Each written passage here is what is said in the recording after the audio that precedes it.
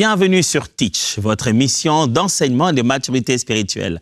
Vous voyez déjà sur la table, c'est vraiment une table de véritables disciples de Christ. C'est ça ce qu'on veut, faire de vous des disciples de Jésus-Christ, capables de connaître la parole de Dieu et de vivre la vie de Jésus-Christ parce qu'un disciple accompli est comme son maître. On a commencé maintenant depuis longtemps étudier en fait le bien fondé de méthodes dans l'étude de la parole de Dieu. On a appris une méthode dite inductive qui est faite d'observation, interprétation ainsi qu'application.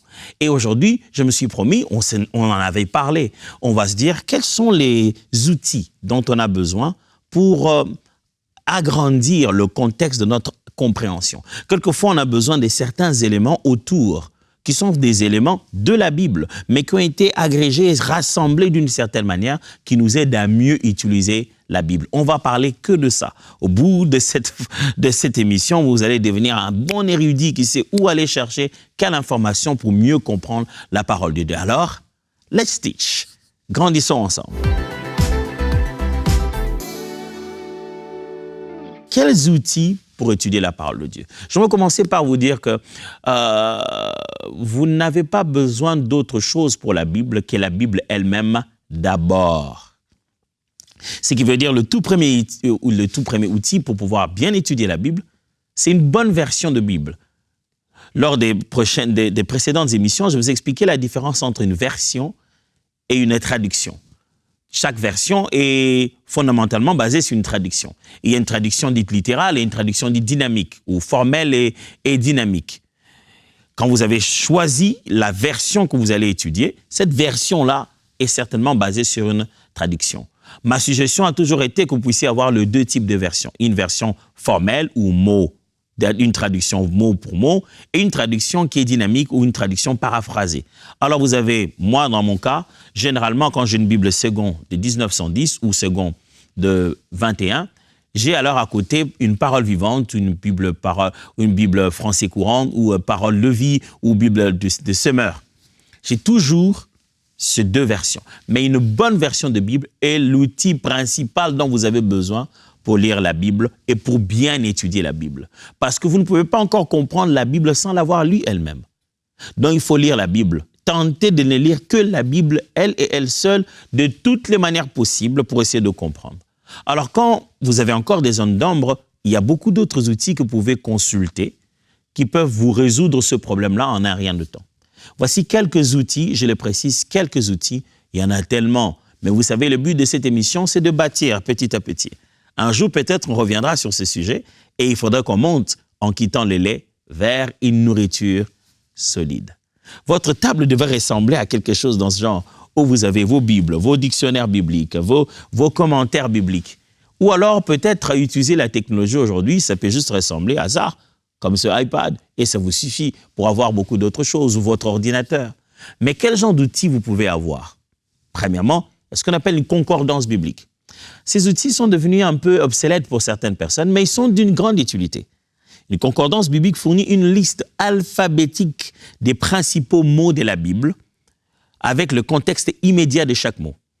Si vous avez des moyens financiers limités pour acheter des documents, bon, ça existe. Vous pouvez trouver d'autres formes de concordance sur Internet, il y en a. Et une concordance est utile de trois façons. Pour localiser toutes les références à un mot, pour localiser un texte particulier, pour trouver l'essence d'un mot. Quand vous avez une concordance avec vous, vous la prenez.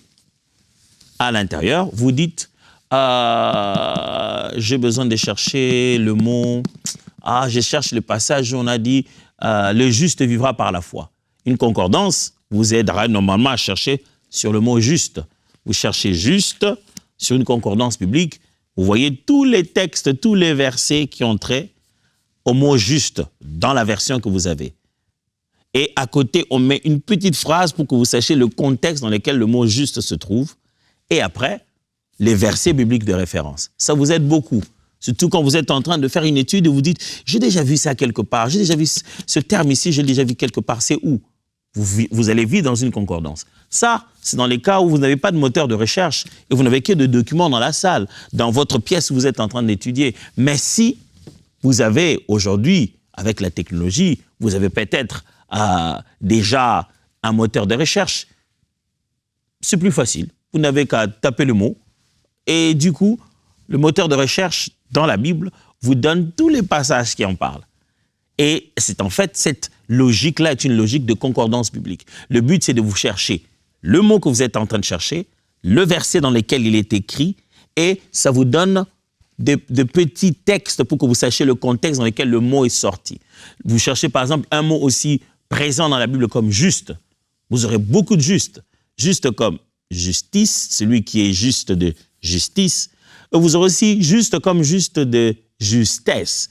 Le fait que les choses se sont faites avec justesse. Alors, comment savoir que c'est juste ici, c'est justice ou justesse? Alors, ça va sortir avec une petite courte phrase qui est autour du mot juste, le début ou la fin. Et ça sortira comme ça, et ça te fait ce qu'on appelle une concordance. En ayant juste une seule Bible comme ça, sans ordinateur, sans rien, pendant que vous êtes en retraite en train de prier quelque part, il existe ce qu'on appelle des Bibles d'études, au bout desquelles vous pouvez trouver des concordances. Vous pouvez trouver une concordance dans une version de Scofield, vous pouvez trouver une concordance dans une version de John MacArthur, vous pouvez trouver une concordance dans une version d'Esprit et Vie. Il y a des livres, des Bibles, vous pouvez trouver une concordance à la fin. Il y a aussi ce qu'on appelle des dictionnaires bibliques. Un dictionnaire est dit biblique parce que c'est un dictionnaire dans lequel on ne cherche pas tous les mots de la langue. On cherche plutôt les mots qui sont dans la Bible. On prend le mot le plus simple, en commençant par, bien sûr, la lettre A. A, ça signifie quoi dans la Bible? Après, généralement, très souvent, j'ai toujours vu A, et puis j'ai vu Aaron. A, on dit A, c'est l'équivalent de la lettre alpha, de la lettre aleph, alpha en grec, aleph en hébreu, et on commence à vous expliquer ce que le A peut signifier.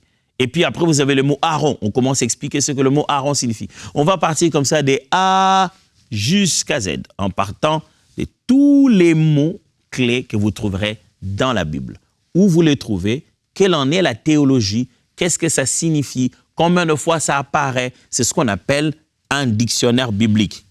Vous pouvez avoir un dictionnaire biblique où il y a des définitions et des emplois de contexte originel. Il y a des dictionnaires bibliques qui commencent par l'explication d'abord du mot, où ça commence par vous dire Aaron, ça vous écrit comment c'est écrit en hébreu, ça vous montre le sens du mot Aaron, ça vous dit pas seulement l'individu Aaron, mais Aaron, le mot Aaron en hébreu signifie quoi dans votre langue, et ça vous parle de l'individu Aaron, et s'il existe un autre Aaron dans la Bible, ça vous parle de ces Aarons-là, en vous donnant bien évidemment les versets bibliques nécessaires. C'est un outil très utile parce que après, ça vous résume quelque chose que vous êtes en train de chercher. Vous dites, bon, Galates, là, on était en train d'étudier le texte de Galates. Vous allez trouver le mot Galates, et ça va vous expliquer ça signifie quoi, dans quelle langue, ça se trouvait où. Paul a écrit de Galates, là, c'était la Galatie, se trouvait à quel endroit. Ça va vous donner autant d'informations nécessaires sur le mot que vous êtes en train de chercher. Aujourd'hui encore, il continue à se vendre des gros dictionnaires comme ça, des dictionnaires bibliques, qui sont écrits, qui sont imprimés. Et si vous pensez que c'est dur à porter, moi je vous conseillerais toujours d'en avoir, c'est toujours intéressant. Dans les cas contraires, il y en a tout plein sur Internet, certains qui sont même libres de droit, que vous pouvez acheter, ou pouvez posséder, ou pouvez consulter en ligne. En tapant un mot qu'il y a dans la Bible, ça va vous donner directement le sens de ce mot-là, et les éléments qui sont à l'intérieur. Ça vous aide beaucoup un dictionnaire biblique. Ça vous fait gagner en temps. Quatrièmement, les lexiques bibliques. Les lexiques bibliques sont en fait des genres de, je vais dire, de dictionnaires, genre de dictionnaire de cette version de Bible-là. La Bible que vous avez avec vous, on va y chercher les mots difficiles. Ça donne des références dans lesquelles le mot est utilisé, bien sûr, mais des définitions de ce mot, de courtes définitions de ce mot. Le lexique est généralement très court par rapport au dictionnaire. Un mot, explication. Pendant que le dictionnaire lui dit un mot, explication, origine en grec, combien de parutions c'est dans la Bible, et ça donne carrément presque une petite théologie là-dessus. Mais le lexique, d'habitude, vous le trouvez comme un résumé des mots difficiles au bout de votre Bible, surtout les lexiques les plus complexes, les plus intéressantes, je vais dire, ce sont les lexiques en langue originale.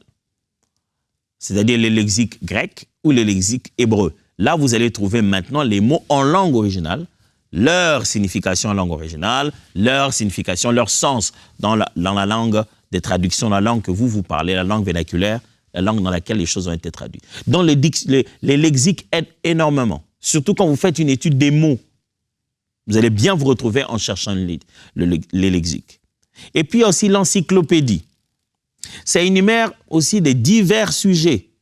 Ici, vous n'avez plus seulement affaire à des mots qu'on explique. Vous avez aussi affaire à des sujets qu'on explique. C'est-à-dire, vous ne trouverez pas un mot comme la doctrine des anges. Vous trouverez un mot comme ange. On expliquerait ange dans un dictionnaire, mais vous ne trouverez pas un mot comme doctrine des anges ou angélologie. Mais dans l'encyclopédie, vous le trouverez. Dans le dictionnaire, vous ne trouvez pas angélologie parce que ce n'est pas un mot dans la Bible, mais dans l'encyclopédie, vous le trouvez parce que c'est un mot dans la foi chrétienne ou dans l'enseignement de la parole de Dieu. Alors, des fois, vous avez affaire à des concepts qui sont bibliques, mais leurs mots ne sont pas dans la Bible. Alors, vous prenez cela. Par exemple, dans un dictionnaire biblique, vous ne trouverez pas le mot Bible lui-même. Mais dans l'encyclopédie, vous trouverez probablement le mot Bible, parce que ça fait partie des réalités de la Bible. Les mots sont définis avec plus de détails, les théologies sont bien données, les contextes sont bien donnés, l'histoire, l'archéologie de foi est présentée même dans ça. Comme je ne cesse pas de le dire, il existe en dur, mais ces choses aussi existent en ligne ou dans les applications. Si vous allez sur le site internet de EMCI TV, vous trouverez que le site internet EMCI a déjà quelques outils lui-même, des outils comme ça qui peuvent vous aider. Il y a ce qu'on appelle le commentaire biblique. Alors, un commentaire biblique, c'est le fait que d'autres érudits de la parole, d'autres théologiens, ont étudié la Bible et vous donnent un résumé de l'explication. Après qu'ils aient fait le OIA qu'on a appris ensemble, observation, interprétation, application, vous donnent un court résumé de ce verset ou de ce chapitre qui peut vous aider à comprendre de quoi il s'agit. S'il y a un mot grec, un mot hébreu qui tient toute l'explication du sujet, il le développe pour vous en bas. S'il y a une répétition de ce concept quelque part, il vous prévient déjà que ce concept signifie ceci. Donc, mot à mot, ou verset après verset, vous pouvez trouver un petit commentaire, une courte explication brève. Alors, les commentaires, on en a ce qu'on appelle des commentaires compréhensifs et ce qu'on appelle des commentaires explicatifs. Un commentaire compréhensif, c'est un commentaire générique qui, en fait, est une forme d'interprétation de l'auteur. Pendant qu'un commentaire explicatif, c'est beaucoup plus une forme d'exégèse, où l'auteur vous prend chaque verset et il explique les réalités théologiques qu'il y a là-dedans. Il vous dit, par exemple, ce mot signifie ceci, dans cette langue, la structure grammaticale, qu'est-ce que ça veut dire, la théologie autour de ce mot-là. Il y a beaucoup plus de détails dans un commentaire explicatif. Le commentaire compréhensif a pour but de vous aider à comprendre et à vivre votre dévotion par rapport à ce texte-là, pendant que le commentaire explicatif a pour but de vous donner plus d'angle de vue en 360 degrés sur les possibilités qu'il y a dans l'interprétation de ce texte-là. Alors, quand vous allez prendre votre commentaire, l'acheter ou le consulter en ligne, tenez compte de ce fait que le compréhensif existe et l'explicatif existe. Alors, faites bien attention sur ce que vous êtes en train de chercher comme information dans un commentaire. Alors, les commentateurs, il y en a plusieurs. Il y a des commentateurs personnels, il y a des commentateurs collectifs, il y a des maisons de commentaires. Alors, sachez-le bien que vous-même, en tant que lecteur, vous devenez, sans le vouloir, un commentateur de la Bible. Mais regardez les commentateurs ou lire les commentaires bibliques, c'est intéressant parce que ça vous permet de voir comment les autres ont vu le texte. Ça vous permet aussi de vous rassurer de certaines choses que vous avez compris vous-même. Et ça, c'est une chose qui sera vraiment fantastique dans ma Bible que EMCI est en train de travailler. Bon, je ne vous en parle pas plus. Il y a aussi ce qu'on appelle l'atlas biblique. Ça, c'est seulement le côté géographique et localisation. Vous vous souviendrez que je parlais avec vous ici que quand vous êtes en train d'observer un texte, vous devez savoir le lieu où il se trouve. Alors, Jésus-Christ quitte Jérusalem. On lui dit que, voilà, Lazare est mort à Béthanie. Après, il arrive des jours déjà, Lazare est mort. Lazare est malade, il ne vient pas, Lazare est mort, il est venu. Et quand il arrive, on dit, il sent déjà. Combien de temps ça lui a pris? Il est arrivé à quel jour? Quelle est la distance que ça lui a pris de cette partie-là pour arriver à l'endroit où Lazare est mort? Ça, vous calculez ça à travers l'Atlas. L'Atlas biblique vous donne la géographie biblique, depuis l'Ancien Testament jusqu'au Nouveau. Ça vous montre, par exemple, les voyages de Paul. Quand on dit Paul a voyagé, premier voyage, il était de tel endroit jusqu'à tel endroit. Dans vos Bibles, de foi, vous avez juste de petits éléments de géographie comme ça, qui existent dans vos Bibles, où vous trouvez juste le 12 tribus d'Israël, où vous trouvez l'ancien Proche-Orient, comme il y en a ici. On vous montre très bien les localisations de frères, des tribus d'Israël. Ici, par exemple, on vous montre où se trouvait Ephraïm, où se trouvait Gad. Comme ça, vous savez quand on divisait le terrain, quand on divisait la terre promise, comment on l'avait répartie. C'est très important de savoir, parce que quand les hommes de la Bible voyagent et se déplacent, vous devez savoir pourquoi il est sorti directement à tel endroit. Vous connaissez la géographie, où ça se trouvait. Et j'ai déjà entendu et vu certaines personnes confondre l'Asie qu'il y a dans le Nouveau Testament et l'Asie qui est aujourd'hui, l'Asie en tant que continent, et cette partie de l'Europe qui a été conquise au nord, qui s'appelait l'Asie, à l'époque de la Bible. Alors, tout cela devient plus clair quand vous regardez dans l'Atlas biblique. L'Atlas biblique vous permet aussi de voir, OK, cette chose, ou cet endroit, ce pays, ce coin du monde, s'appelle actuellement comme ça. Tu sais que, oh, si je veux aller à cette partie de la Bible, je dois aller aujourd'hui en Turquie.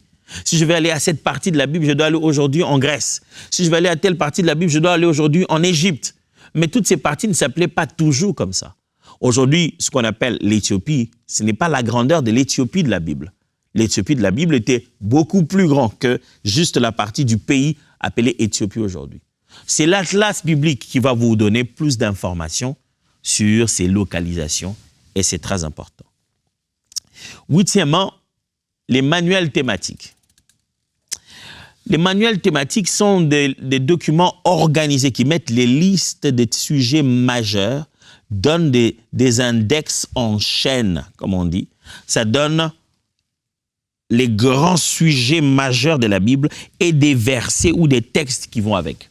C'est quelque chose qui est vraiment très courant dans la Bible, par exemple, de Scofield, où il met les grands titres, le grand sujet important. Par exemple, si vous trouvez un sujet comme le mariage, ça fait comme une petite sorte de table de matière pour aborder le sujet du mariage.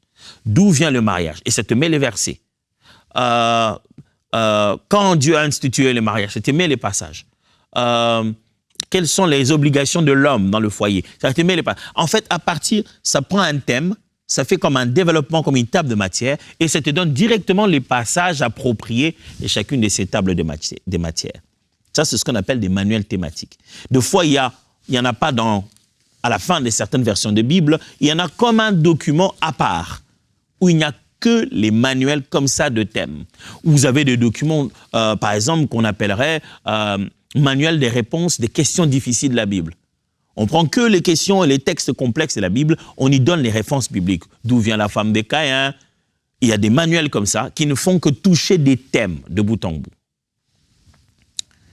Puis vient ce qu'on appelle les guides bibliques. Les guides bibliques sont un peu des résumés en volume d'informations qui comprend les cartes, bien sûr, et les définitions utiles de l'information sur la Bible. C'est par exemple des documents dans lesquels vous trouvez des introductions à des livres. Ils ne font que des introductions dans le livre. Vous dites, bon, introduction au livre de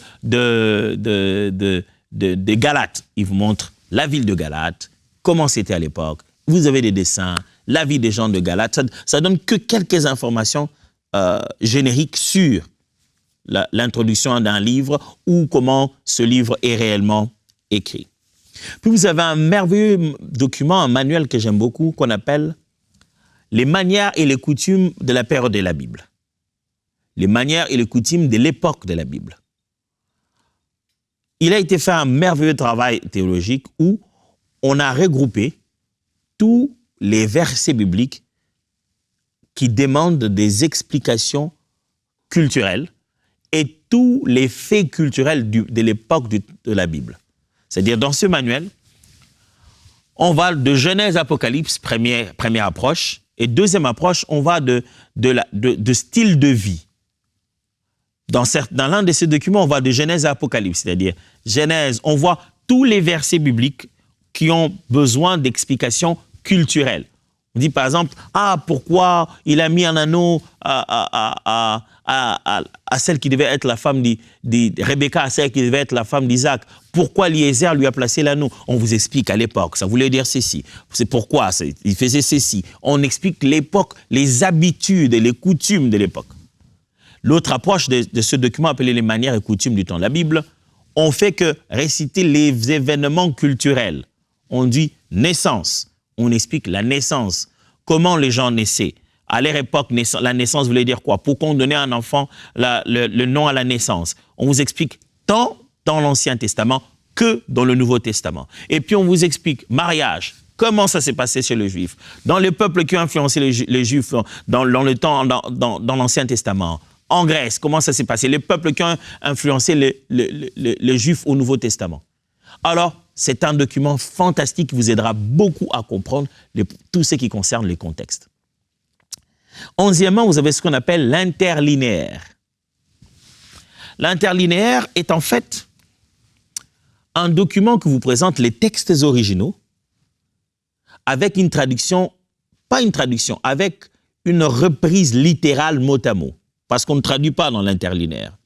C'est à peine qu'on donne l'impression de traduction. Je vous explique. Vous avez votre Bible en français. Je vais prendre un texte très facile. Genèse chapitre 1.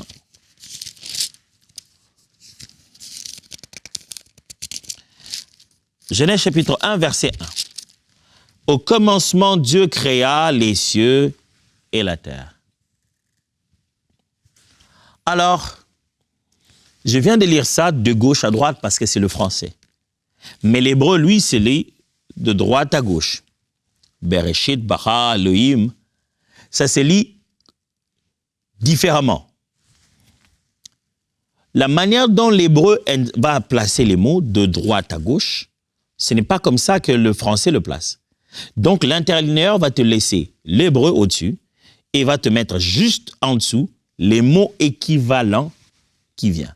Il te met Bereshit, qui veut dire commencement, Barak, qui veut dire créa, Elohim, qui veut dire Dieu. Ça te met ce mot-là comme ça.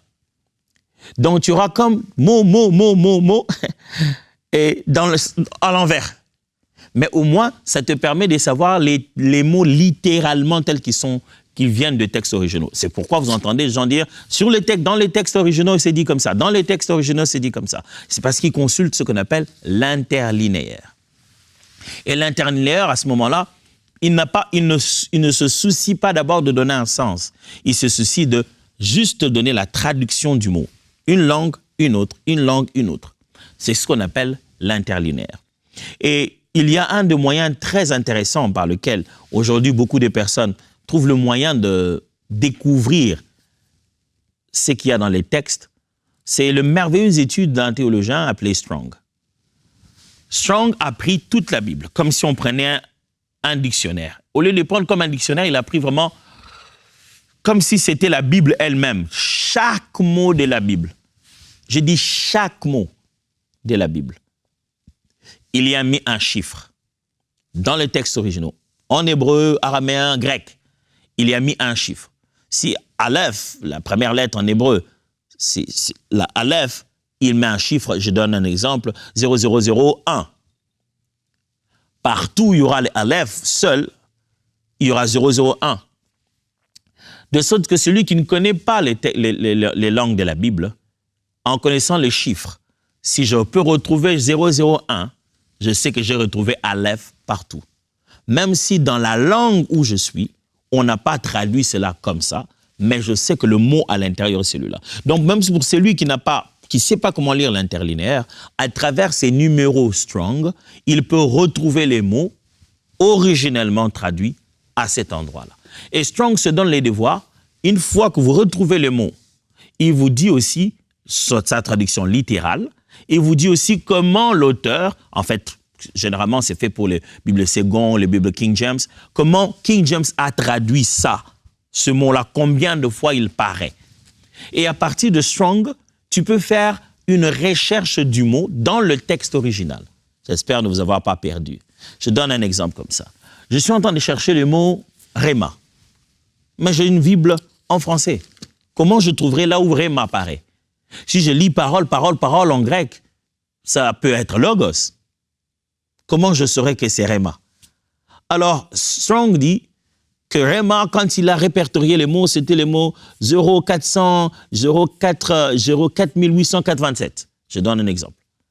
Alors, je vais prendre 04887. Je cherche partout où je trouverai 04887. Ça, à cet endroit, même si le mot qui est traduit ne donne pas parole, le mot qui est là, en réalité, c'est le mot Réma. Belle étude, n'est-ce pas? C'est plus facile, il y a de gros documents de Strong, comme ça, là, gigantesques. Mais aujourd'hui, avec la technologie, les méthodes de recherche, les outils de recherche existent. Vous pouvez juste taper et trouver directement dans un système de numéros Strong. Soit dit en passant, sur le site internet de MCI, vous trouverez des numéros Strong. Si vous êtes en train de faire votre étude, vous pouvez y aller dessus et vous pouvez trouver les numéros Strong sans aucun problème. Et la dernière chose ou les derniers outils que je voudrais partager avec vous, c'est justement ce qu'on appelle des programmes bibliques, les programmes électroniques de la Bible. Aujourd'hui, il y en a tout plein, je ne sais pas lequel vous recommandez, mais il y a tout plein de programmes électroniques de la Bible. Ou alors des applications. Il y a beaucoup d'applications de la Bible dans lesquelles vous trouvez beaucoup de versions de Bible, vous trouvez des commentaires bibliques, vous trouvez même des images d'Atlas en 3D où vous voyez vraiment très bien comment ça se présente. Il est important que quand vous êtes en train d'étudier la Bible, vous puissiez visualiser la même chose que les gens de l'époque, le maximum que possible. Quand vous dites montagne, ne regardez pas les montagnes de chez vous. Les montagnes d'Israël, c'est une autre réalité. Quand vous dites lac, il serait bien que vous puissiez vous imaginer les véritables lacs de l'époque de la Bible. Et ces programmes électroniques de la Bible, il y en a tout plein. La plupart d'entre eux les ont transformés aussi en des applications. Et ces applications sont sur nos téléphones. Quand vous en avez, vous avez des versions de Bible, des commentaires bibliques, des lexiques, toutes ces choses que je vous ai dit. De fois, on a tendance à les mettre à l'intérieur. Et même plus. Il y a quelque chose que nous sommes en train de faire avec MCI sur l'application appelée Ma Bible. Vous allez aimer. Vous allez aimer non seulement d'avoir les commentaires bibliques comme des textes, mais des commentaires bibliques comme des explications. Imaginez-vous que vous arrivez à ce texte de la Bible, à cet endroit-là, vous entendez une voix comme la mienne, en train de vous l'expliquer. Pas juste le lire, mais en train de vous l'expliquer mot à mot. Ça va être fantastique, j'ai hâte de voir ça, j'ai hâte de vraiment découvrir cela. J'espère avoir partagé suffisamment d'informations qui peuvent vous aider à savoir qu'est-ce que vous devez chercher quand vous entrez dans une librairie ou qu'est-ce que vous devez chercher quand vous êtes sur Internet, quel genre de programme vous devez acheter, quelle application vous devez installer chez vous, quel genre de choses dont vous avez besoin pour compléter certaines informations quand vous en avez besoin dans votre étude de la Bible. J'espère que cela vous a plu et que ça a été utile dans votre façon de vous préparer et dans votre façon d'appliquer la parole de Dieu en tant que disciple de Jésus-Christ. Pour l'instant, je vous dis que demain, on va clôturer tout ceci et ça va être la méthode déductive. Vous allez voir, ça va être intéressant. Let's teach. Grandissons ensemble.